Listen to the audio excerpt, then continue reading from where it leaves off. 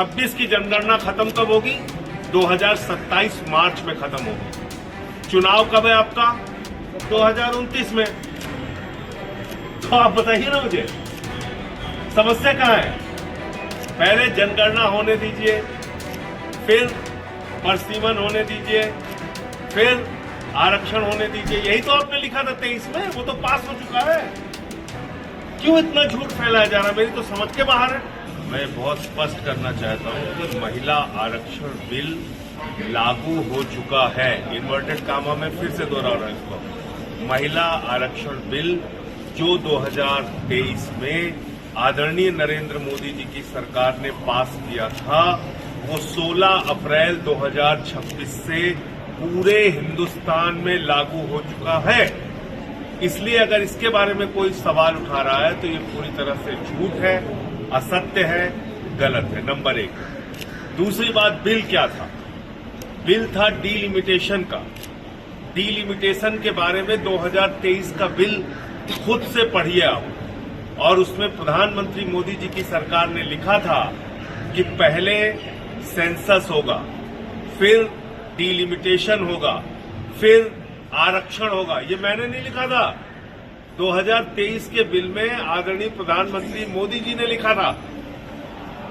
तो आप समझ गए, उनके खुद के बिल में यह था कि हम जनगणना कराएंगे, जनगणना कराने के बाद परिसीमन कराएंगे, परिसीमन कराने के बाद आरक्षण देंगे। अब आप जनगणना कौन सी कराएंगे? कौन सी जनगणना आप मानेंगे?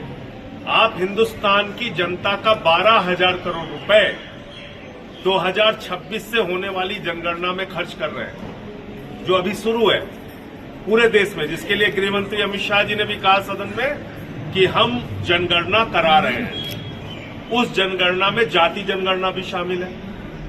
और 26 की जनगणना खत्म कब होगी? 2027 मार्च में खत्म होगी। चुनाव कब है आपका? 2029 में। तो आप बताइए ना मुझे, समस्या कहां है? पहले जनगणना होने दीजिए, फिर परिसीमन होने दीजिए, फिर आरक्षण होने दीजिए। यही तो आपने लिखा था 23 में, वो तो पास हो चुका है। क्यों इतना झूठ फैलाया जा रहा है? मेरी तो समझ के बाहर है। तो इसलिए भारतीय जनता पार्टी झूठ फैलाने में माहिर है। उन्होंने पूरे देश के अंदर एक झूठा बयान फैला रखा है। महिला आरक्षण बिल गिर गया, नहीं भाई, महिला आरक्षण बिल 2000, मेरा फोन लेके आओ, 16 अप्रैल 2026, राजीव कहां गए? 16 अप्रैल 2026 को लागू हो चुका है, लागू हो चुका है। इसलिए ये गलत बात है। अच्छा, स्ट्रेट ऑफ हॉर्मुज की अगर हम बात कर रहे हैं तो जिस तरीके से अमेरिका और ईरान के बीच में जो शांति वार्ता हुई, लेकिन वो पूरी तरह से अभी हो नहीं पाई है, और अब उसके वर्चस्व को लेकर के पूरा मामला जो है वो सामने आ रहा है। देखिए, मैं पहले दिन से कह रहा हूं, भारत सरकार को इसमें हस्तक्षेप करना चाहिए। ईरान आपका परंपरागत मित्र रहा है। ये बात खुद प्रधानमंत्री मोदी जब गए थे ईरान का दौरा करने, तो मोदी जी ने कहा था हमारी और ईरान की मित्रता इतिहास से भी पुरानी है। और खामेनेई साहब को उन्होंने 7वीं शताब्दी की कुरान की पांडुलिपि भेंट की थी। नरेंद्र मोदी जी ने चाबार पोर्ट का समझौता किया था, जिससे हिंदुस्तान को बहुत फायदा होता, और उसके लिए प्रधानमंत्री खुद अपनी पीठ भी थपथपा रहे थे कि हमने इतना बड़ा समझौता ईरान के साथ किया। रूस के राष्ट्रपति ने ईरान के राष्ट्रपति से बात की, उनका जहाज नहीं रुकता। चीन के राष्ट्रपति ने बात की, उनका जहाज भी नहीं रुकता।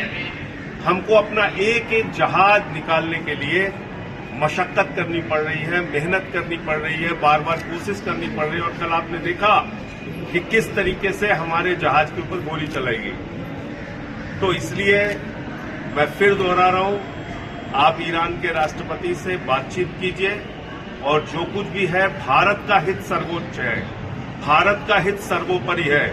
अगर हमारे जहाज वहां से नहीं आएंगे तो देश में तेल का दाम महंगा होगा, गैस का दाम महंगा होगा, और ये संकट हमारे ऊपर थोपा गया है। ये बात मैं इसलिए कह रहा हूं कि प्रधानमंत्री जी को ये पता था, भारत सरकार को पता था, 60% कच्चा तेल हार्मोज समुद्री मार्ग से हिंदुस्तान में आता है, और 50% गैस उसी मार्ग से हमारे देश में आती थी। तो आप उनसे बातचीत करिए, वो खुलवाइए।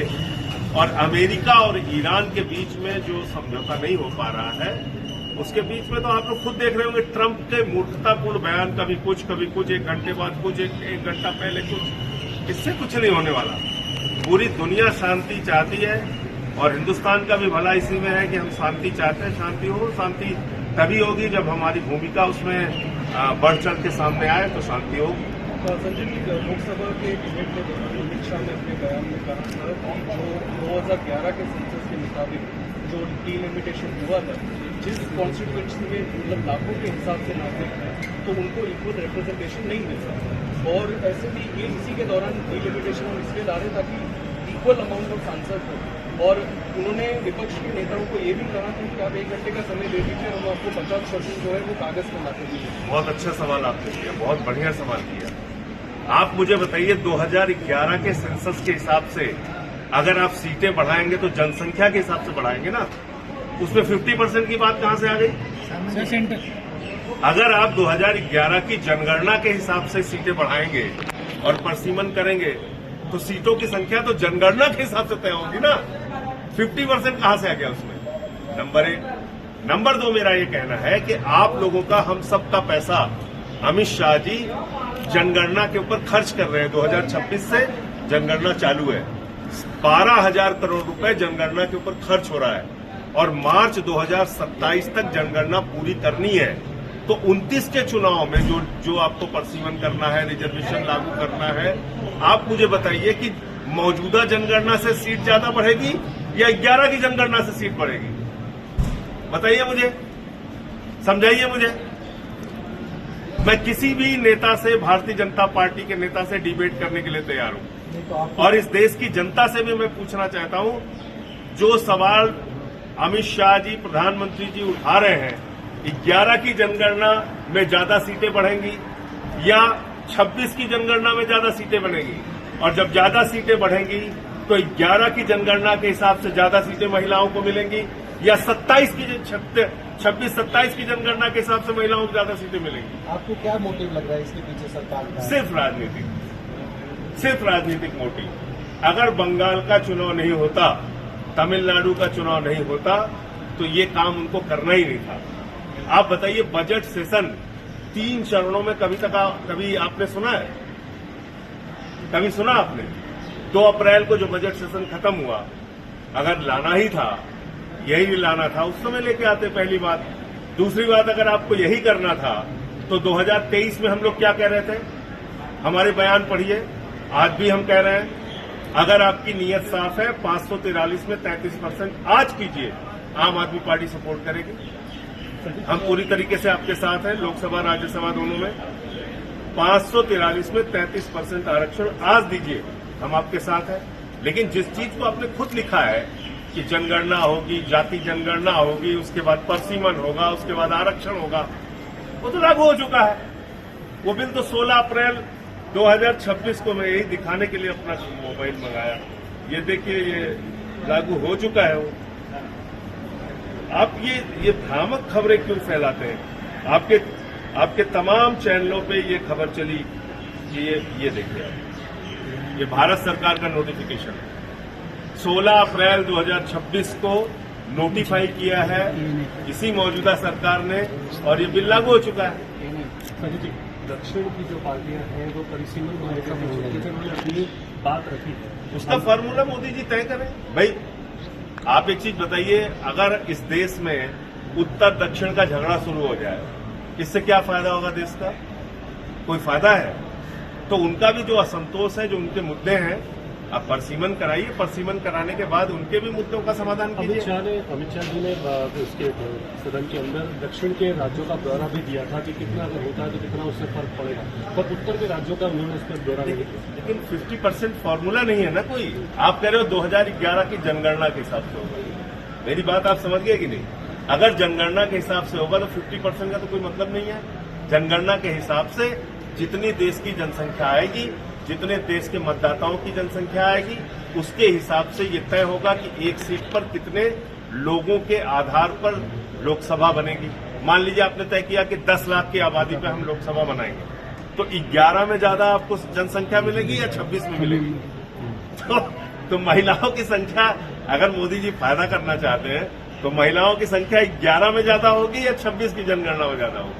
स्थानीय निकाय चुनाव को लेकर के अगर हम बात करें तो अभी देखा जा रहा है कि भरपूर जहाँ पे भारतीय जनता पार्टी द्वारा यहाँ पे पूरी तरह से जनता के बीच में जाया जा रहा है। साथ ही हर्ष संघवी ने 2 दिन पहले कहा था कि सुपड़े साफ हो जाएंगे आम आदमी पार्टी के कांग्रेस के टोटल बॉडी इलेक्शन। देखिए, यहाँ पर दोनों पार्टियां, बीजेपी हो या कांग्रेस हो, वो दिन रात किसका नाम ले रही है? आम आदमी पार्टी का। इतना खुलकर नाम ले रही है कि कांग्रेस वाला भी कहता है आम आदमी पार्टी को मत वोट दे देना, बीजेपी को दे देना।